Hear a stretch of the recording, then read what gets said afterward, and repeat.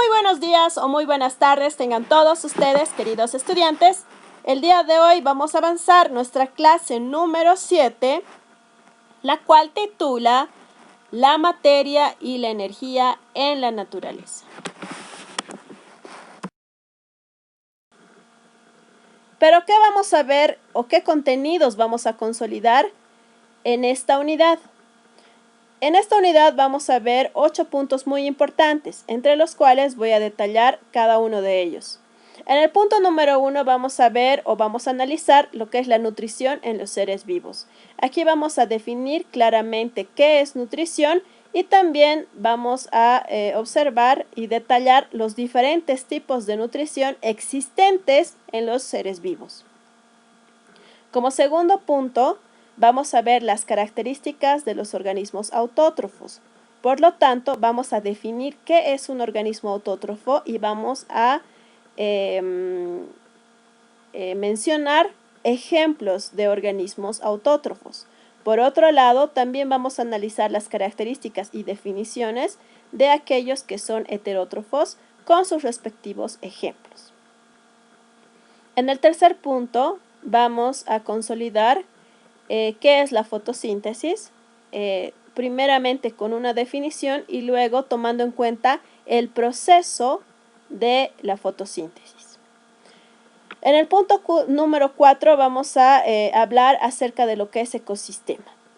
En el punto número 5 vamos a detallar los grupos tróficos existentes en la naturaleza. En el punto número 6 vamos a hablar del flujo de materia y energía, la cual va sucediendo en la naturaleza. En el punto número 7 vamos a hablar acerca de las redes alimentarias y en el punto número 8 acerca del ciclo del carbón. Todos y cada uno de estos puntos van a ser debidamente desglosados y consolidados para que ustedes tengan conocimientos muy sólidos al respecto.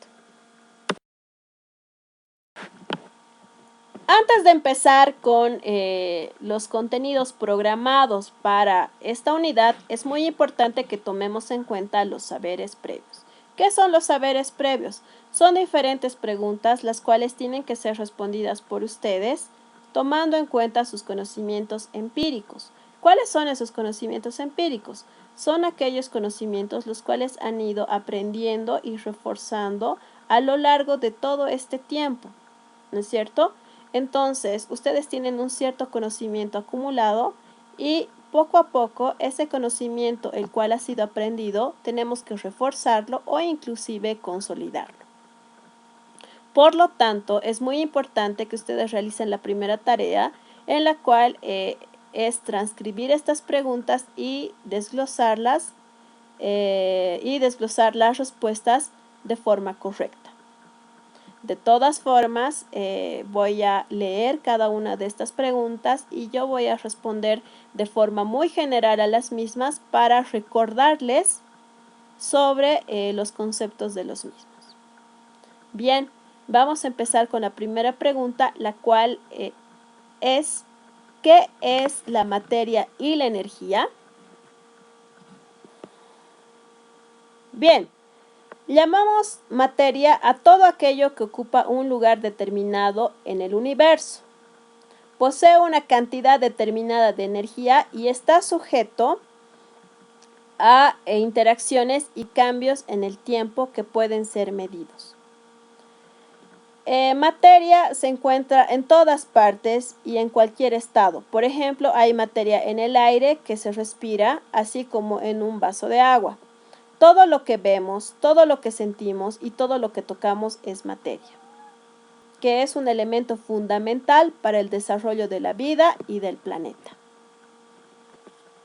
Por lo tanto, materia es todo lo que ocupa un espacio y tiene masa, tiene forma, tiene peso y tiene volumen. Por lo tanto, la materia puede observarse y también puede medirse. Por otro lado, la energía es la capacidad de los cuerpos para realizar un trabajo y producir cambios en ellos mismos o también en otros cuerpos. Es decir, el concepto de energía se define como la capacidad de hacer funcionar las cosas.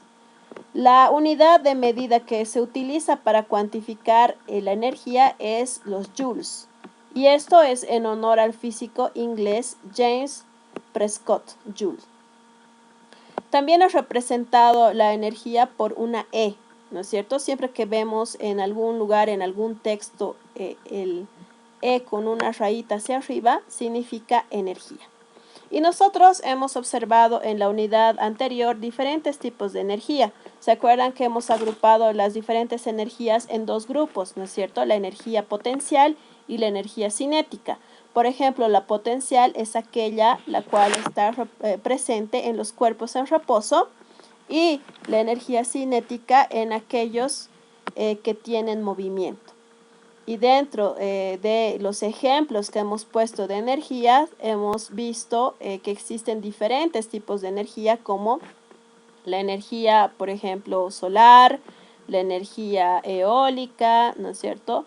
La energía electromagnética, la energía nuclear, entre otros. Ustedes en su tarea quizá podrían desglosar un poquito más las diferentes energías que hemos puesto. Por ejemplo, pueden desglosar la energía solar. ¿Se acuerdan que habíamos hablado acerca de la energía solar?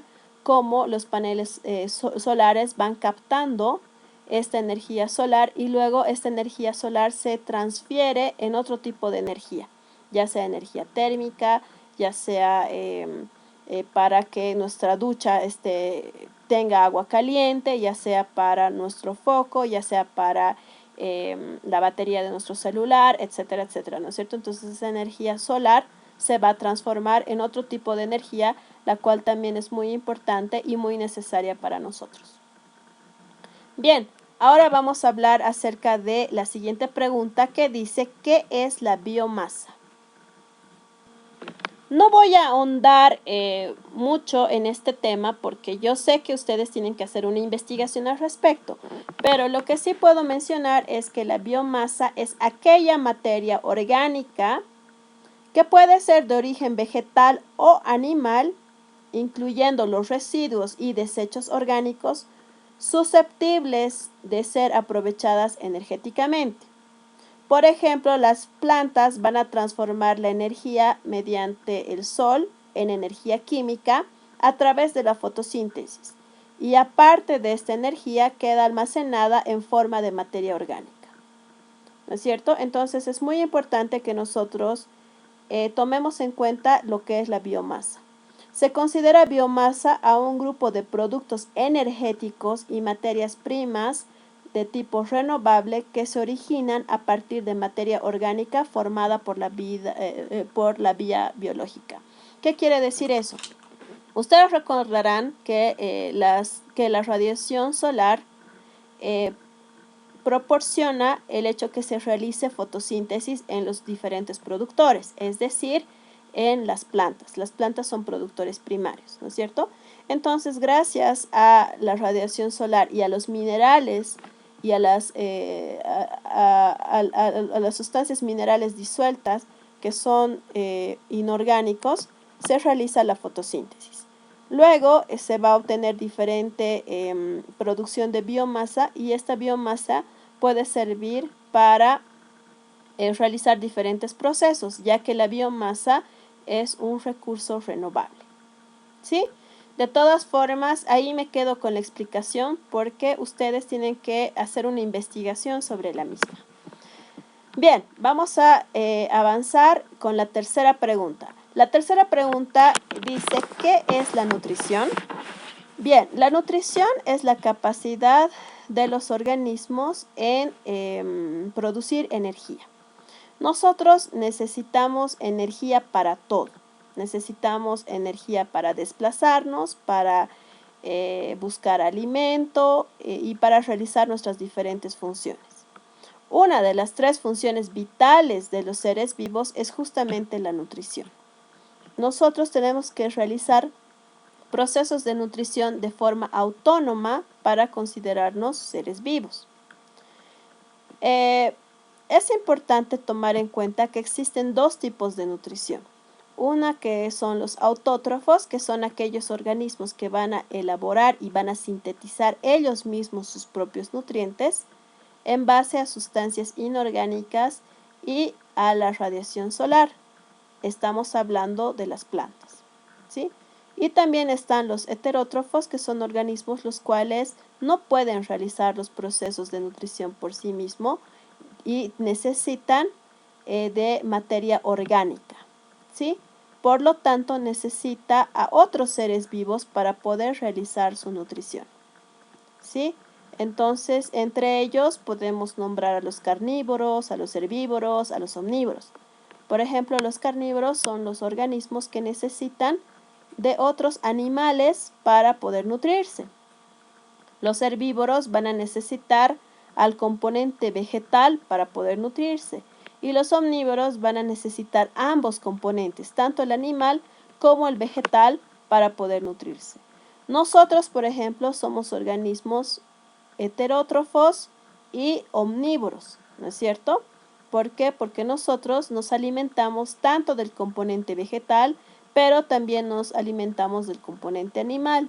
¿Por qué? Porque nosotros comemos frutas, comemos verduras, pero también comemos carne, carne de vaca, carne de cerdo, carne de cordero, etcétera, etcétera. Entonces, nuestra dieta es una dieta omnívora heterótrofa. Bien, siguiente pregunta. ¿De qué elementos químicos está conformada la materia?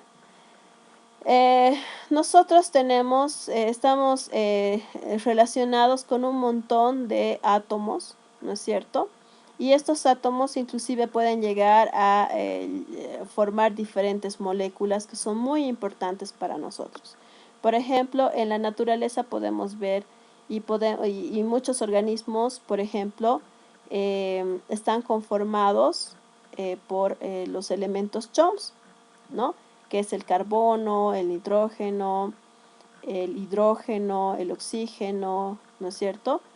Que son componentes muy importantes inclusive de nuestros tejidos, ¿no es cierto? Entonces, nosotros estamos conformados de elementos químicos.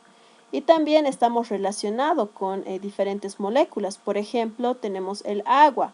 El agua es la unión de dos moléculas de hidrógeno más una molécula de oxígeno. Entonces, estamos bastante relacionados con diferentes elementos químicos. Bien, la siguiente pregunta es, ¿qué es la fotosíntesis? La fotosíntesis es un proceso el cual se realiza solamente en las plantas, ¿no es cierto? Y es la nutrición, y gracias a la fotosíntesis las plantas pueden nutrirse, ¿sí? Más adelante tenemos una pregunta, la cual es ¿cómo se produce la fotosíntesis? Entonces, ahí me voy a quedar con la respuesta para que podamos complementar en la siguiente pregunta. Bien, a continuación tenemos ¿qué son los organismos omnívoros? Eso ya lo había respondido. Los organismos omnívoros son aquellos que se alimentan tanto del componente vegetal como del componente animal. ¿Sí? Un ejemplo somos nosotros, ¿no es cierto? Los cuales nos alimentamos de ambos componentes. Siguiente pregunta. ¿Cómo se produce la fotosíntesis? Bien, la fotosíntesis empieza desde la raíz. Ustedes saben que las plantas tienen diferentes estímulos. Habíamos hablado del geotropismo y el fototropismo. El geotropismo es aquel que está relacionado con las raíces, ¿no es cierto? Yo les había mencionado que las raíces siempre van a buscar el sustrato o la tierra. Y van a buscar el sustrato o la tierra porque justamente de esos componentes o de ese sustrato va a sacar los minerales inorgánicos necesarios para realizar su proceso de nutrición. Entonces, estas raíces van a absorber el agua y los minerales disueltos encontrados en la tierra. Estos componentes inorgánicos van a subir por la raíz y luego por el tallo, y esta unión entre el agua y los minerales disueltos se va a transformar en lo que es la savia bruta. Luego esta va a ser transportada a las hojas. En las hojas están presentes, bueno, ahí se va a realizar el proceso de fotosíntesis dentro de lo que son los cloroplastos, gracias a la acción de la radiación solar, ¿no es cierto?, de la luz solar, más el dióxido de carbono. Entonces, cuando se realiza este proceso metabólico químico dentro de los cloroplastos son diferentes organelos, los cuales están presentes en las células vegetales. Y estos organelos, por ejemplo, tienen la función justamente de realizar la fotosíntesis correspondiente. Entonces, una vez que se realiza el proceso de fotosíntesis, se transforma esta savia bruta en savia elaborada. Y esta savia elaborada es llevada también por los tallos a todas las células de la planta para proporcionar esta energía. Porque una vez que se realiza la fotosíntesis, se tiene los nutrientes necesarios, los cuales van a ser llevados a todas y cada una de las células. Lo que es importante que tomen en cuenta es que todos los seres vivos estamos constituidos por células, ya sea uno o ya sean varias células. Y todas las células de nuestro organismo, independientemente del tipo de organismo que seamos, necesitan energía, necesitan el componente nutricional para poder realizar sus procesos metabólicos normales. Entonces, nosotros tenemos que nutrirnos de forma constante. Ahora vamos a pasar a la siguiente pregunta. La siguiente pregunta es: ¿cómo se da el flujo de energía de nutrientes en la naturaleza? Bien, ¿cómo es lo que se da? Bien, tenemos a los productores primarios, que son las plantas. Estas plantas, por este proceso de fotosíntesis, la cual acabo de explicar, transforma la energía solar en nutrientes, ¿no es cierto? En nutrientes, los cuales van a ser asimilados por los herbívoros, los cuales se van a alimentar de estas plantas. Entonces, esa energía va a pasar a través de la cadena alimenticia o a la cadena trófica.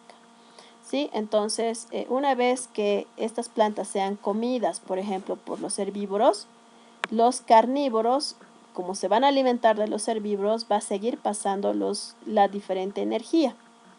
Y luego los descomponedores van a descomponer los restos de las plantas, de los herbívoros, de los carnívoros, de los humanos y de todos los organismos, y va a volver a dotar a la cadena trófica nuevamente esos nutrientes para que las plantas nuevamente tengan los minerales necesarios y las condiciones necesarias para volver a crecer y volver a tener más productores primarios.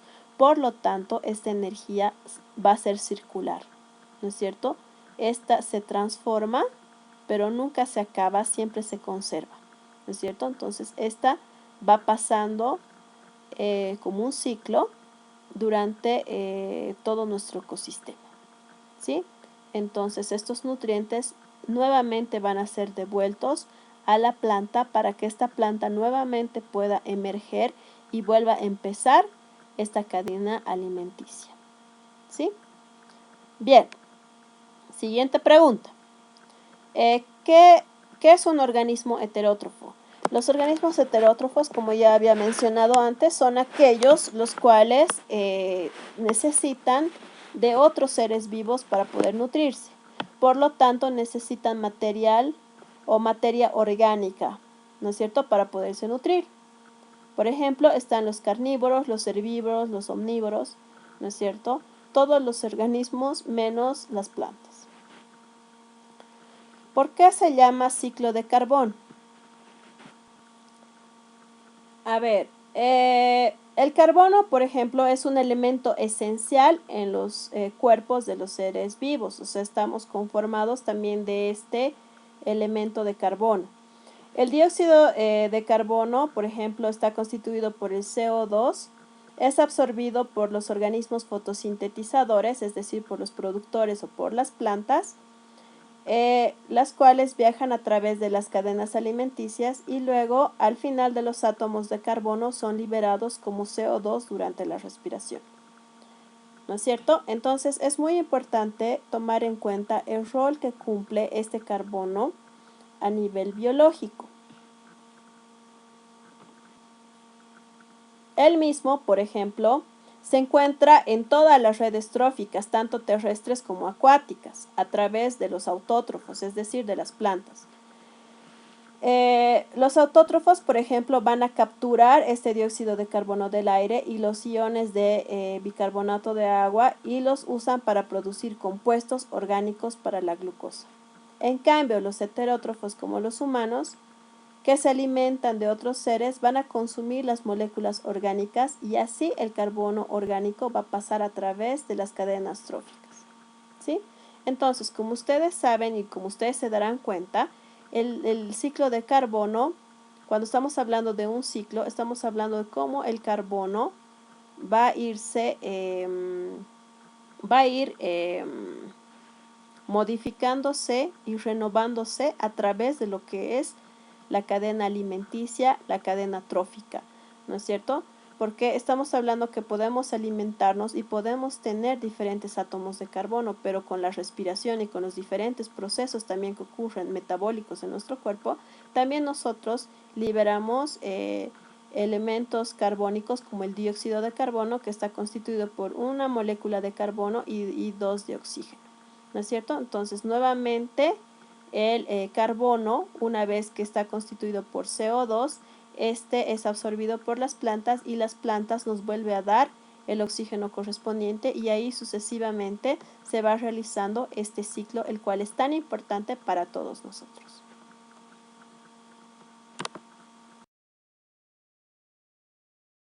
Esta es la parte introductoria de esta nuestra nueva unidad, la cual es materia, energía en la naturaleza. Que Diosito los bendiga, que los cuide siempre y nos vemos hasta pronto.